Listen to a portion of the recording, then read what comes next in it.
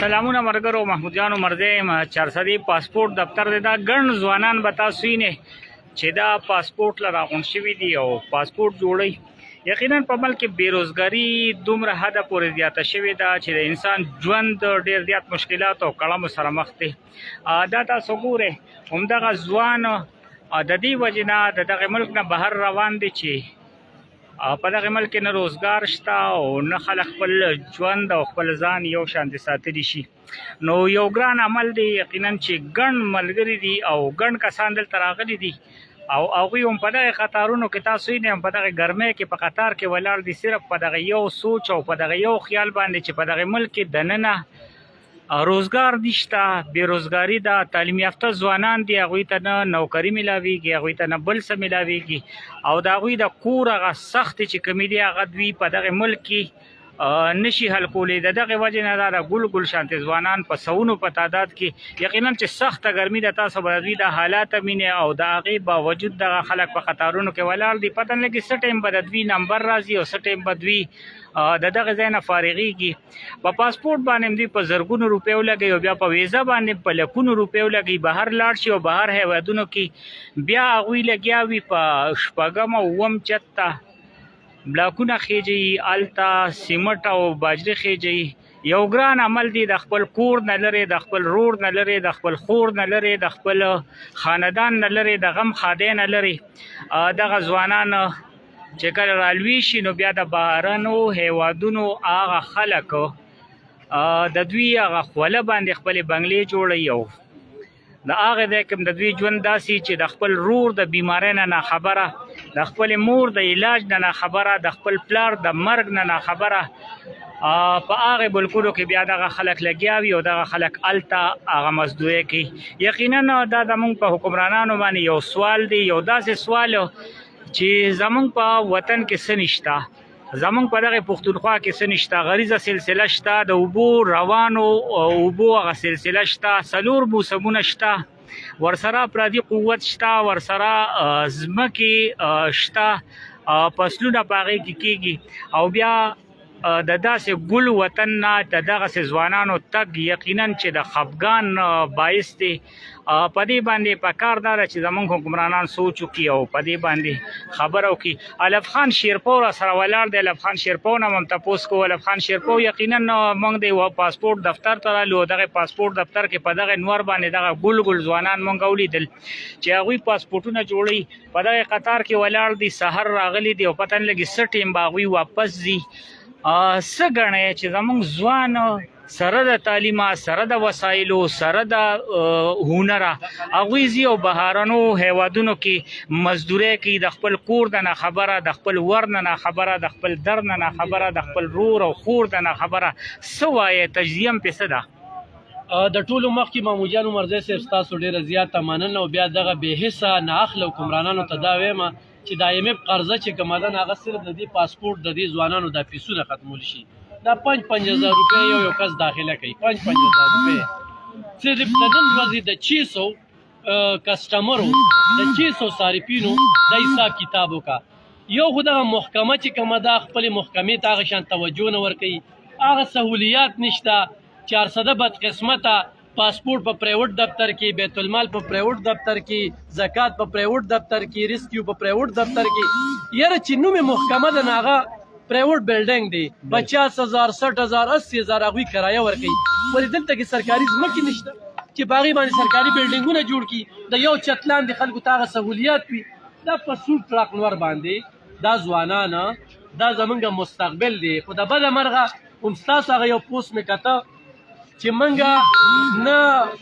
تعلیمونو کې خود نمبر چې کم دی زمونږ نه زیاتې څوک نه اخلي. د پرایوټ سکولونو نمبر چې وګورئ، نه م انجینیر پیدا کړ، یو ډاکټر قدیر هم پیدا کړ او د هغه هم داسې عزت وکړو چې په جنازه کې چا شرکت هم ونه کړ. یو یې ټمبم دی، دا به موږ ماښام به خورو ډوډۍ سره. دا حکمرانان دې په دې سوچو کې چې دې خلکو سره سکیل دی، پویه ده، قابلان دي، دا به هغه پردیس ته ځي، څوک په ټاټکي، څوک په بیلچه، سر به د سر په شانتي ني او په دوی باندې به بدماشي کوي، په دوی باندې به روب اچي، په دوی باندې به د رنګ رنګ خبرې کوي. نو ډېر زیات افسوس دی راته. روزاني صاحب سره د پاسپورټ دفتر ته 600 نه زیات خلک راځي او دا ټول عمرونه نه ځي. زه دوی ته دا وایم چې دا عمرونه ځي دا ځوانان چې کوم دي دا مزدورونه ځي دوی سره د خپل کور غم دی د خپل قام غم دی د خپلو بچو غم دی د خپل مور پلار چې کوم دی هغو پې تعلیمونه وکړل چا ګوټ چاري وکړله چا چې کوم دی نو خواري مزدوري وکړله چا په سود او سلم باندې پیسې راواغست قرضدار یو کو په دې ځوانانو یې تعلیم وکړو نن د دې ځوانانو دا بدخالي ده موږ هم وایو چې دې مل نه موږ وتښتو په داسې ملک کې موږ څه چې موږ ته نه انصاف شته بدامني ده راته نه راته ارزاني شته دی ډالر ګران شو ورزان شو ماتې څه زه په ډالر څه پېژنم د ورلډ بانک نه مات قرض اخیستې ده IMF نه ما قرض اخیستې ده زور یې زه ورکوم دلته کې دا غټ خېټې چې کوم دي زما خو یو دغه ده چې دا ټول حکمرانان زه د یو صفت نشم کولی د ټولو دې موږ لړه پوخ کړه دا ټول د سمندر د کبانو خوراکول دي د دوی نه د عمل صفا کول دي شرمېږو منګه د درګیره منګه یو جون زمونږه ګران دي هغوی په دې یخنه ګرمۍ کې چې کوم دي کوټونه اچولي دي ګلیبن اچولي بوټان اچولي جرابې اچولي دي او زمونږ خرسرو ته وګوره زمونږ څه حال دی موږ دې دغه نه ځو یو په دې باندې خبرې کوم چې موږ ته وسایل نشته 40 کاله مخکې 400 د رڼاګانو ښارو پیپر مل بو شوګر مل بو ریل ګاډي به راته مزې چرچې به وي خلک په مخ کې ځي موږ وروسته روان یو دا صرف د 400 د شب قدر خلک دي 60% خلک د شب قدر د دغه ځای نه روان دي داسې د مومندو هل چې وګورې هغه بیل دی باجوړ هل چې وګورې هغه بیل دی د دغه علاقو هل چې وګورې بیل دی مردان سوات ملکان هغه بیل دی دا صرف موږ ورته 400 خلک ښایو دا خو موږ په دې ټیم کې رالو ټیم څه دی دا د چې کوم دی نو ورځ بس ختمېدو کې دونه خلک ولاړ دي دا 12 کېدو کې 20 منټه کم 12 ساره داسې کوم دی څونه خلک به فارغه شوي وي څومره را روان دي نو موږ ته روزګارونه پکار دي دا سکل ولې دا ځوانان ولې ګوره دوبۍ مشر نه چا تپوس وکړو چې ته په دې پاکستانیانو باندې تا ډېر پی راپرېښی دي د دوی ډېر خیال ساتي هغه وله جواب څو چې دوی ما له ځواني راکړه دا ځوان چې لاړ شي بهر ملک ته د دې چې بوډا شي نو پاکستان ته به راشي نو وي چې د شپېتو شي نو وي د ویشتو شي نو ازین خبره چې قبرستان ته به رسي د ایشیالبې قبرستان د 400 کې به دغه مشهور دی دا قبرستان به موږ یادو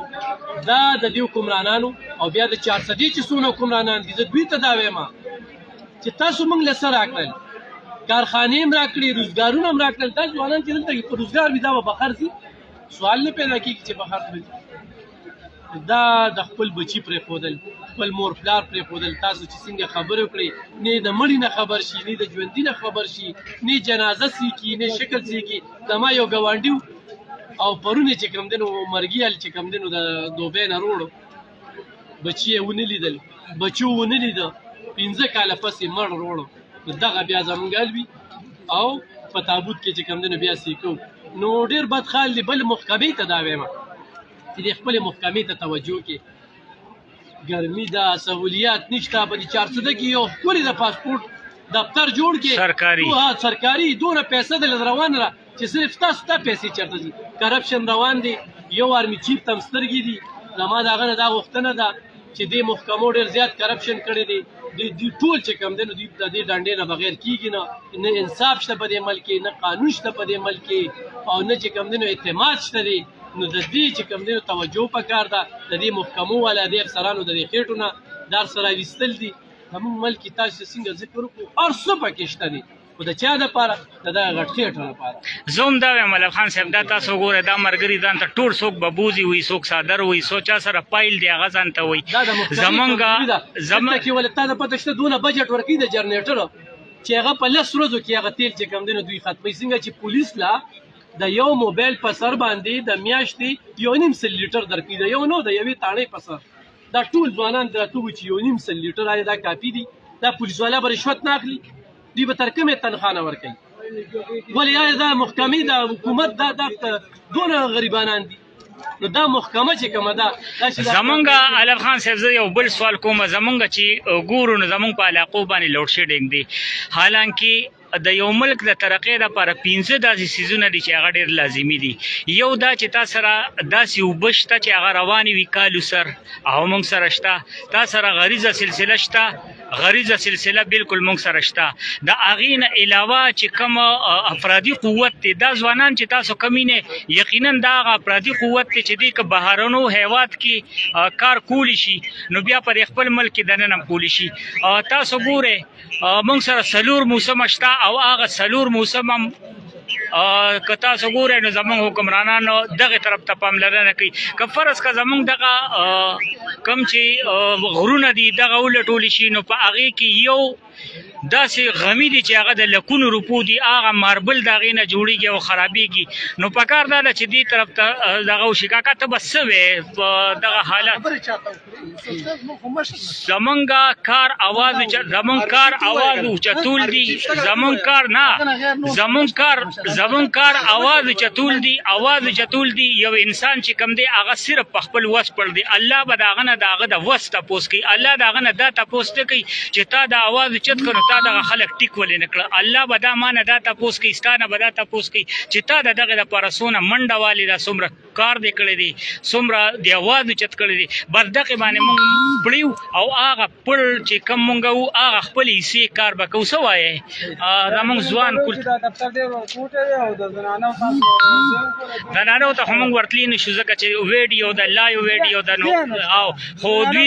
ته مونږ ووایو چې د زنانه هم دلته شته خپلو کتونکو ته به دا ووایو چې دلته زنانه هم موجود دي او هغه زنانو ته ډېر زیات تکلیفات دي. بدري ناس نشم کوزي لو مال بدري پاسپورت ولا ډیر وخت مال بدري کسر ما سره ولا جديد عوام تاسو خبر کوم راځي ها او تاسو خپل خبر بدري مشران حقیقت بیان کوم تاسو لګراشي ګرانو کتونکو اسسټنټ ډایریکټر صاحب وایي چې تاسو لږ دننه راشئ موږ دننه ورځو هغوی سره خبرې کوو چې هغوی سوی په دې هکله خو کوم صورتحال چې دی هغه هم ستاسو وړاندې کېښودو. تاسو وکتل دغه د ګل شانتې ځوانانو هغه تاسو اینې چې هغه د ګل شانتې ځوانان نن په پاکستان کې د بیروزګارۍ د لاسه هغه د پاکستان نه روان دي. دا ځوانان تاسو یې یقینا چې دې ځوانان چې کله لاړ شي نو بیا د دې ځوانانو نه د خپل کور نه خبرې نه د خپل رور نه خبرې نه د خپل بچي نه خبرې نه د خپل پلار نه خبرې نه د خپل مور نه خبرې هلته په یو بهرني هیواد کې لګیا وي او په هغې بهرني هیواد کې د هغې خلکو غلامي کوي او د هغې خلکو خبرې موړي. یقینا که حکمرانان وي نو حکمرانانو ته به زموږ درخواست چې د خدای لپاره دا هغه خلک دي چې دا ملکونو له ترقي ورکوي. که دا مټې زموږ نه لاړې چې نورو ملکونو له ترقي ورکوي نو بیا پکار دا ده چې په دې ملک کې دوی له دا نه وسایل ورکوي چې هغه د دغې خپل وطن په کامیابۍ کې او سیستم چې کوم دی بالکل سیستم ګډ وډ هغه خو تاسو په خپله باندې هر څه نه هر یو کس ځان ته خپل ببوزي وایي هر یو ځان ته څوک څادر وایي هر یو کس ځان ته څوک لمن وایي او څوک څه وایي څوک څه وایي. حالات تاسو په وړاندې دي دې کې د وینا هم زما په خیال ضرورت نشته ځکه چې تاسو ته هر څه لایو مخامخ تاسو یې نه ډېره مننه کوم ګرانو کتونکو د کتو دې وخت کې 380 کسان مونږ ګوري نو ستاسو هم ډېره مننه کوم. مهرباني وکړئ دغه ویډیو د سره شیر کړئ چې دغه حکامو ته ورسي او بیا د 400 هغه چارواکو ته ورسي کوم چې د دې خلکو نه اوټلي د دې خلکو په اوټ باندې دغه غټو کورسو ته لاړ شي او بیا دغه خلک داسې بې سر او بې سامان سحر راشي او ماښام د دې ځنې مننه. محمود جان عمر دی اجازت غواړي د لوی الله په امان.